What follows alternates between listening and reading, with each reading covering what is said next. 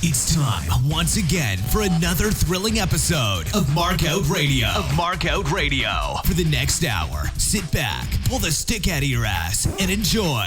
Be warned though, smarks and internet know-it-alls will be offended, annoyed, and generally pissed off at what's about to happen to your ear holes. You've been warned. Now, Markout Radio.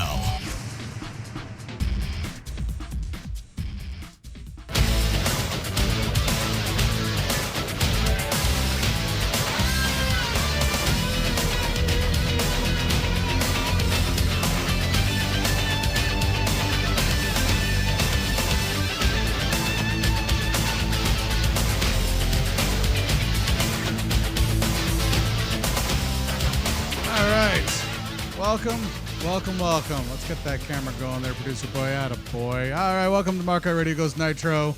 This is episode 95 for July the 7th, 1997, out of the Mid-South Coliseum in Memphis, Tennessee. Hosted again this week by Tony Schiavone, Larry Zabisco, Mike Tenay, and Bobby the Brain Heenan. Now, this is Nitro's 56th win in a row with a marginal increase to 3.4 from last week's 3.3, with Raw holding the line at a 2.5 in the ratings share. 7,799 people were actually there, with 7,230 of them paying a gate of $114,705. Last night was yet another WWF In Your House, although this one I can actually remember sneaking into a local bar that often served minors to watch it. Now, In Your House Canadian Stampede was filmed right out of the Saddle Dome. I wish I was kidding. For those of you that are unfamiliar with Calgary, imagine that every cowboy, real or cosplay, founded a city. Almost everything in the city surrounds cowboying in some way, except in the direct area of the former Olympic Village. It's like you died and went Canadian Texas. And like Texas, the actual cowboys who raised my favorite food source are getting forced out of the city and back to their ranches by young tech money inflating house prices. But this isn't about geopolitics, not this show. This is about fake politics. So let's get back into that, shall we? The Canadian Stampede card had a dark match in the, what do you want to call it, the warm-up TV show, I guess, which featured the Godwins, Henry and Phineas Godwin, depending on who you ask, defeating the new Blackjacks, Blackjack Bradshaw and Blackjack Wyndham. Now, for those of you keeping score at home, yes, Blackjack Bradshaw is in fact JBL, and Blackjack Wyndham is indeed Barry Windham of WCW fame, the uncle and godfather to our dearly departed Fiend. Fuck, I hate that they got rid of him, and I love Alexa Bliss, but I hate that they got rid of him and kept her goofy gimmick. Anyways, actual starting match of the night was Hunter Hearst Helmsley with Chyna in his corner, defeating Mankind via double count out. 13 minutes of that was fine. The Great Sasuke and Taka Michinoku in a singles match at a 10-minute mark. The Undertaker defeats Vader with Paul Bearer in a singles match for the championship. Yeah, that's right, the championship. 12 minutes, 39 seconds. And your main event was the Hart Foundation, Bret Hart, Brian Pillman, the British Bulldog, Jim the Anvil Neidhart, Owen Hart, defeating Ken Shamrock, Goldust, Legion of Doom, Hawk and Animal, of course, and Stone Cold Steve Austin in a 10-man tag team match, 24 minutes, 31 seconds. Now, I am a big Vader mark. This feud, though, was garbage. They had no idea what they were doing with Vader. They just wanted a former WCW champ, and he quickly got the Ric Flair treatment. Triple H versus Mankind, the build was better than the match. The 10-man tag was actually really good, and Hart knew that the audience would have the patience to sit for some insane reason. I don't know why. I can't explain it why. It must be in the fucking DNA or something, but Canadians seem to have a lot of patience for well-performed huge tag matches up here. Now, to this day, I will get excited when I see the guys that I know are in a big tag team match. Giving it over 20 minutes allows everyone to have some time to get in the ring to develop some heat. I enjoyed this pay-per-view enough that I actually want to go back and nostalgically watch it right after the show's done. Now, I wonder, though, if I can find the pre-show with the Godwins match, because the Godwins had a solid gold gimmick. So...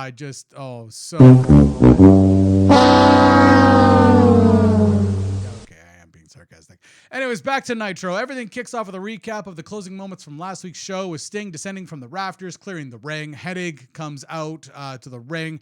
Raven comes up over the barricade while some Mark posed and tried to put himself over wearing... a white tank top and a blue bandana. My love, too sexy for Really? my love. You're giving Love's going to leave me. I suppose. Turn it down before we get demonetized. Thank you. We got demonetized last week for the last show for the WCW or the NWO montage. They incorrectly identified it. YouTube. Awesome. You guys are great. Anyways, that takes us into the intro, and Gene invites us to the show. We get to see a more mostly sold out venue. Now, this is true wrestling territory, so it makes sense WCW can fill this place at this point in time. Gene has a rant promo with Hennig, one of the best promo guys in the business at the time, in my opinion, and he did not disappoint with this promo. Now, at this point, Hennig had been out of action for a while and had transitioned to commentary in WWF because of his ongoing neck problems. Now, there were plenty of allegations out there about how he got into ring shape and what he was doing in a WCW ring with those neck problems. And most of them surrounded WCW's rather, well, let's call it a very loose drug policy. This is allegedly how it worked. If you were on the juice when you arrived, or you wanted to get on the juice, you'd go to the chief WCW medical doc and tell him. Then he'd allegedly help you to plan your protocol so that you could be off long enough to piss clean and then be right back on again. Now, again, allegedly, Hennig was talking to Bischoff for months before Vince caught wind of it, and allegedly, he told his doc to piss test Hennig because he knew that he'd fail, and then Vince could fire him with any legal ramifications coming on board.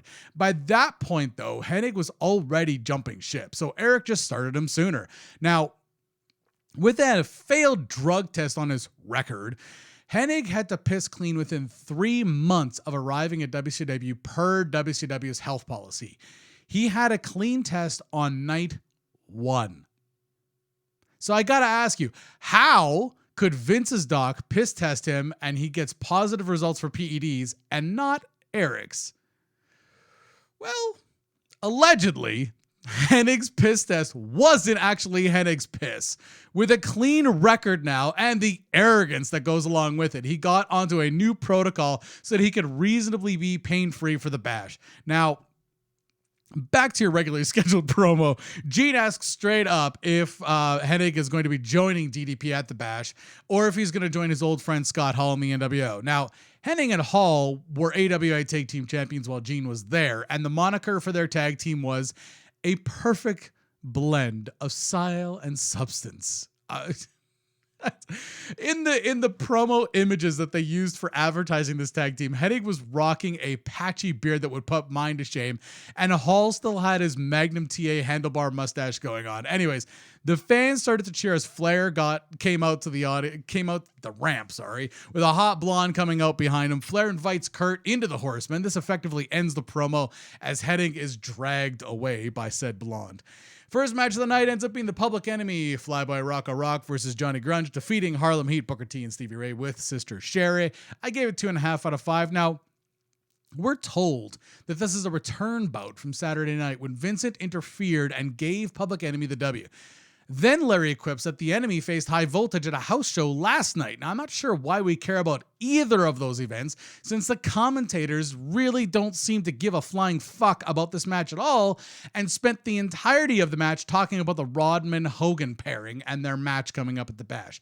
Fair enough, you've got to put over the main event at the Bash, but there's an actual match going on in the ring right now. I think you could pay just a little bit of attention to it. Vincent comes out again. Sherri grabs Booker, who, after careful consideration, decides that Stevie can handle these two jamokes. He bails to chase Vincent to the back, with Booker making his way back to the ring after chasing away Vincent. Sherri shoves Rocco off the top rope right into Stevie and Grunge. Grunge then rolls over, landing the pinfall over Stevie Ray, and we get a Valvoline replay of this. Rather sloppy, but go home. After this, Gene conducts an in-ring promo with Harlem Heat. Gene accidentally calls Vincent Virgil, which was solid gold. Anyways, Booker... Thank you. A little late on the uptake there, Producer Boy. Anyways, Booker threatens to fire Sherri if she can't get her shit together, so Sherri, of course, quits. What?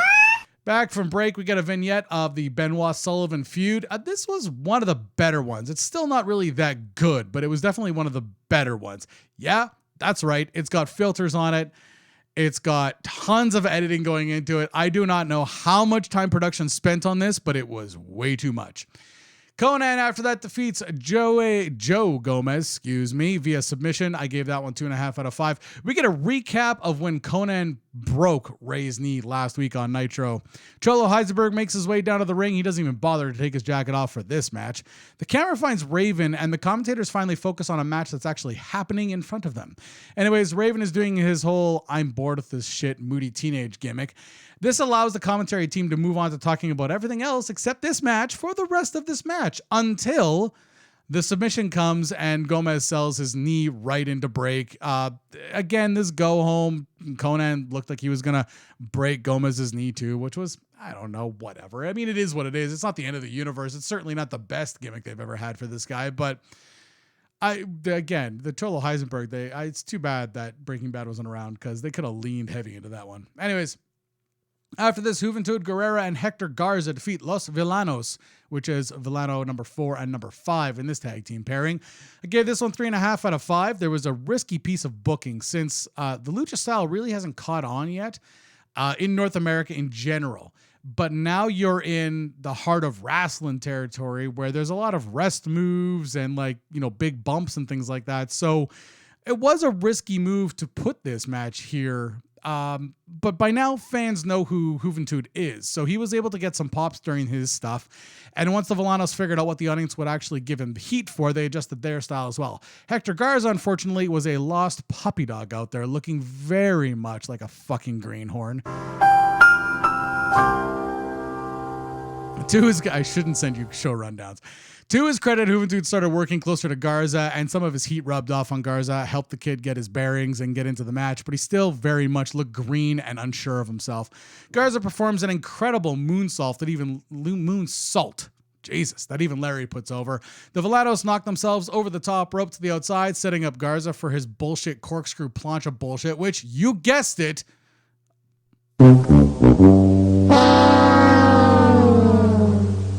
he botched so badly that Villano number 4 was actually checking on him right in front of the live camera. I mean, it was on him for way too long. Finally, one of the jackasses in the production truck switched to live cam to Juvie and Oflano 5 in the ring.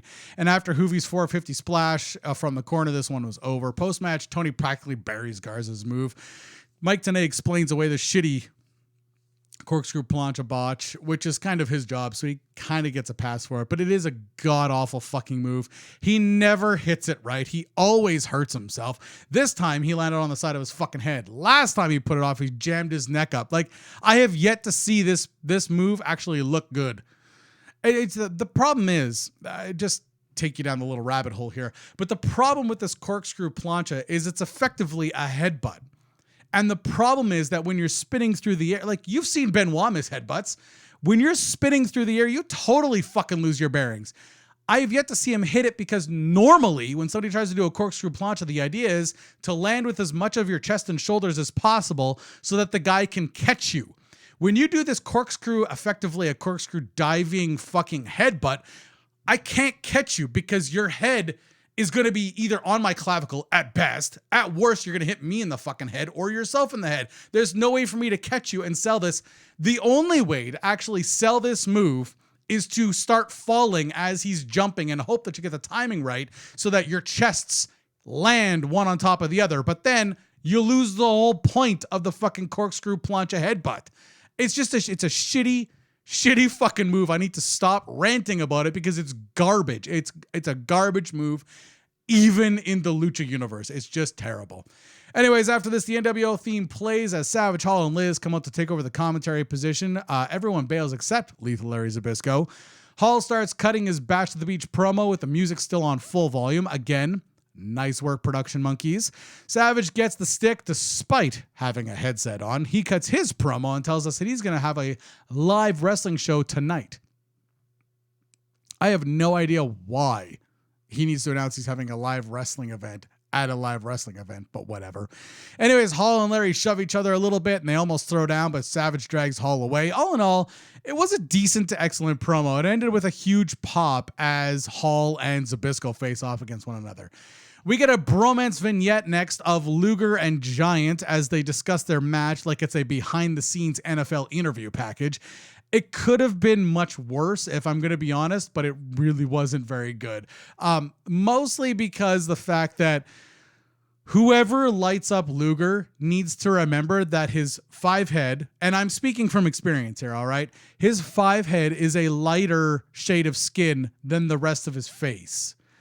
And the problem is that when you light him, you have to light him either straight on, or you've got to light him from the opposite angle that you're shooting him at so that you don't get the shadows going. The problem is that they lit him up here. And so when you light up a guy above his head, first of all, it makes your nose look even bigger because you get the shadow going down. But what ends up happening is anything up here looks even lighter than it otherwise would. Giant was lit up perfect. I have no idea who the fuck was doing Luger's interview, but whoever was doing Giant's should have done Luger's too.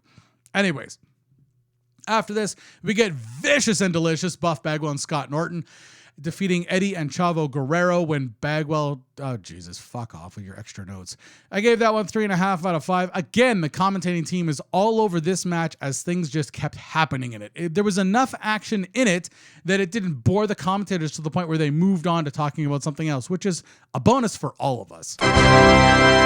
There's a great spot here where Norton reverses a suplex on the Guerreros. You know, the whole move where two guys try to suplex one bigger guy and he turns it around. I love that spot. Made it look so effortless. And the only problem with this spot was that Eddie flipped over too fast. And so he essentially landed on his ass. He had to sell the back fob. Anyways, Eddie poses after this like Buff. He gets slapped in the face by Buff for his efforts. Eddie then bails on Chavo, who eats the pin after getting the crowd on his side. Chavo almost misses a moonsault on Norton during part of his onslaught. Norton just catches him. Chavo moonsaults off of the top rope and Norton catches him. And he was a little bit short too. So when Norton caught him, Chavo's knees were on Norton's shoulder. He had to reach his arm down, grab on a Chavo around the waist and muscle him up onto his shoulder to then do the scoop slam piece. Holy fucking shit. Norton is just a beast. God damn it. Vincent comes out at some point. He's just an invisible clown at this point. I have no idea when he was out there. All I know is that after Norton after Norton scoop slammed Chavo, I noticed, oh, hey, Vincent's out there now. We get a slow-mo recap of the go-home here, and that's a wrap for this match. Hour 2 kicks off with fireworks, and Tony goes down the rundown for Hour 2. Larry will not leave as Brain comes out to grab another headset. I was hoping that the production monkeys would figure out how to get this set live because it's almost always off. However, spoiler alert, they didn't. After this, Parka defeats Randy Savage. I gave this one 4 out of 5, not because the chairman was against Randy Savage, but because of how this ended. And I'm not going to spoil it for you by ruining how the ending goes until we get to the ending. All right? 0.0. Parka gets his usual entrance. The cameras stay on him for about 3 seconds. Savage, Hall, and Liz come out. Then they get distracted by Larry still at commentary. Savage rips up a kid's poster for some cheap heat. They eventually make their way down to the ring, and they never did manage to get Brain's headset to work. Instead, Larry surrendered his headset. They'd pass it back and forth when one would need to talk or the other need to talk. But Larry surrendered it entirely as Hall began to walk his way over the commentary position since the two of them were going to have another little pissing contest. Meanwhile, back in the ring, Parka nails Savage with the diamond cutter. What? There it is. Yeah. Parka nails Savage with the diamond cutter. Pulls off the mask to reveal that it was DDP all along. Oh! All right. Okay, I got a little excited about that. Shut up. Anyways, DDP celebrates in the audience for a little while. He gets a huge pop. Hall puts it over for a nice long pop that just extended right into the commercial break. Back from break, one of the cameramen has focused on a MILF in a pleather dress. Creepy fuck. Psychosis and Silver King versus Glacier and Ernest Miller ends in a no contest. I gave that 2 out of 5. After their entrances, which again, fucking Glacier got his huge fucking entrance. He didn't do the posing in the middle of the ring, thank fuck. But anyways, the match in the ring starts, and then we end up in the back where Eddie and Chavo are fighting. We get back out to the ring. There's about 30 more seconds of a match before Wrath and Mortis come out, and then there's a big three-way schmoz between the three tag teams that lead us into break. Back from break, there's a baby in a custom Piper shirt sitting on her mother's head. I'm hopeful that the little tyke doesn't shit itself because diapers in the 90s didn't hold much in for long. We coming for you, nigga. Wow. Holy shit. Really? All right. Anyways. Then it's time for the 1-800-COLLECT road report from that golden voice bastard, Lee Marshall. Please be good. Please be good. Please be good. It's been so long since it's been good.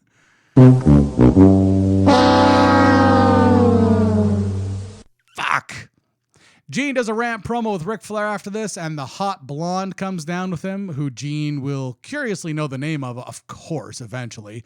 Flair continues his feud with Piper by talking to a mannequin dressed up in a kilt and then throwing to the arm candy to speak. Look, I love accents. I even love my listeners from the southern states where this kind of wrestling is still very popular.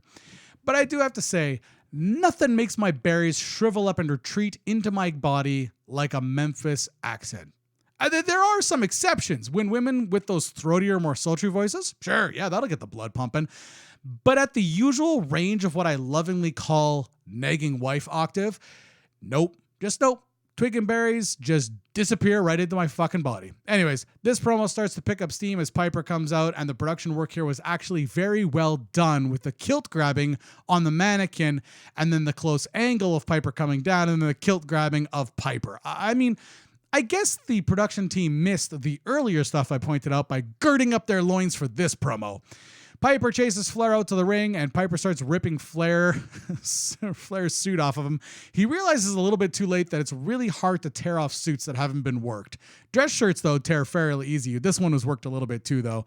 Anyways, there's a Donnybrook until Benoit and Mongo come out, and then Piper takes on the whole pack. Benoit hits an incredible distance with a swan dive, and we go to break as someone with long, flowing blonde hair gets into the ring. But we never find out who it is from commentary. Of course, though, it's Jarrett making the save for Piper, which if the commentary team would have fucking talked about that coming back from break, that would have helped to build the feud between Jarrett and the Horsemen, which would actually kind of help the heat with Piper and Flair and the Horsemen too. But I mean, why would we do that? Why would we go ahead and do that? I'm bad. Back from break, Raven is accosted by Mike Tenay, who is then saved by Stevie Richards, who then tries to get an answer out of Raven. While an actual guy dressed up as a clown in the background gets in on the shot, Raven smacks Stevie in the face and storms off, and that is, I guess, the end of this fucking train wreck of a promo. Here's the thing. I don't actually mind the Raven pouty teenager gimmick. It's good for his character. And I don't mind the Stevie Richards. If any of you ever watched Looney Tunes back in the day, there was always that big Pitbull and that little fucking thing that would jump over him. That's Stevie Richards and Raven. The big Pitbull's Raven. Stevie, whatever. 0.0. I have no problem with the shit. It's just gone on too long. We've had 2 weeks of this. We've had 2 weeks of fucking Mike Tenay trying to talk to Raven. It's a shitty gimmick. It's not working. It's not going over. Nobody fucking cares. Even the people sitting around him don't fucking care. There was a girl behind Raven who had like short hair. And she was dressed like a Ravens flock member. I'm not trying to be offensive here, but like, you know what I mean? Anyways, even she got disinterested in the promo going on less than a foot away from her fucking face. It's gotta stop. It's awful. The Steiner brothers then are in the main event. Rick and Scott Steiner, of course, defeating Chris Benoit and Steve Mongo McMichael. Now, I gave this one 4.5 out of 5. Here's why. There's a ton of shit that happens in this match that both builds the match and builds both teams. So, let's get into it, shall we? Scotty doesn't normally do the 2 different boots gimmick. That's Rick's deal. But this week, he's reversed Rick's colors while Rick continues to wear the vinyl singlet like Scotty does. This makes them look a little bit more like a quote-unquote tag team, but I don't think anyone was confused that the Steiner brothers are a tag team. I don't think that this was really that necessary. I mean, I guess if Scotty goes to like vinyl tights, it just looks weird that Rick's still wearing the fucking 60s and 70s tie-dye shit, I suppose. After all of the entrances, Tenay rejoins the commentary position where his headset, of course, doesn't work for a while. Rick wags his tongue at Deborah while he's got to move on. On Benoit. It gets a pop from the crowd because, of course, by this point, everyone knows that Deborah's fucking pretty much everybody. Allegedly. That's how that works, right? We go backstage where Savage is attacking Nick Patrick. No fucking idea why. Back in the ring, Steiners are controlling the match. Rick keeps trying to get into Deborah's dress, which, again, allegedly is not all that hard. Scotty and Mongo perform a very clean and good look in belly-to-belly from the middle rope, which was quickly followed by a Benoit flying headbutt. This was an excellent chain of moves that got a great reaction from the crowd and the commentators. Jarrett comes out, starts blasting Mongo at ringside. Jimmy Hart distracts the ref while Sullivan pulls a worked bamboo chair out of Jackie's hand so hard that she does a fucking faceplant at ringside. Then he nails Benoit with it in the ring. He inexplicably grabs a sharp piece of wood and goes to stab Benoit. Rick has to break character entirely to stop him, because if you stop and think about it for a second, Rick, Steiner, and Benoit are on opposite teams. Why would Rick care if Sullivan hurts the guy that he's fighting? But he has to, because Sullivan is out of his goddamn mind and everyone there knows it. And so Rick has to break character in order to stop him. And when they show the replay of it, you can actually see the fucking concern, not the anger, the concern on Rick's face as Sullivan moves towards fucking Benoit with what is essentially a fucking wooden dagger. Sullivan rolls to the outside, knocks down that Weeble Wobble Jackie again, and in the ring, Rick gets the pinfall over Benoit. The chaos here for the go-home wasn't nearly as much as the clusterfuck as I thought it was going to be when I read my rundown for this card. It got a lot done in about 90 seconds. First, Jarrett versus Horseman heat build. Second, Sullivan Benoit heat build, like it needs it, but anyways. Jackie was getting offers at the time from the WWF, so their goofy fight spot between her and Sullivan would eventually lead to her being fired from WCW, and they got to recap the whole fucking thing a few times from different angles. Now we're back from break, so we get the longest NWO vignette of all for the Hogan Rodman versus Luger Giant main event at Bash at the Beach. There's been mostly still images all show, but I wasn't putting them over because it's just lazy promotion. Now, though, we get to see a Hogan Bischoff promo to put the hot audience to sleep. Hogan takes about an hour to get down to the ring. They get into the ring. We get to see just how much like aged leather Hogan's fake and baking has made him. Anyways, Hogan runs his mouth heel style well for a bit until Luger and Giant come down to the ring. Bischoff nails Luger from behind, ends up in the rack for his efforts. Vincent comes down, gets chokeslammed by the Giant. Bagwell comes out in his Zubaz. He also gets chokeslammed. The show fades to black on Luger and Giant daring Hogan and the NWO to get back into the ring. Overall, this is a fairly decent episode of Nitro. It does a good job of being the go-home show for Bash at the Beach. Even though some of the matches didn't get the spotlight, enough of them did that it sells the pay-per-view in a meaningful way. People are chomping at the bit specifically to see the Flair and Piper match now that that's actually less of a fucking work and it looks more legit. People could give two fucks about Hogan Rodman versus Luger Giant. I know that at the time there was a lot of buzz around Rodman being in there, but that buzz wore off real fast. The honeymoon was over quickly.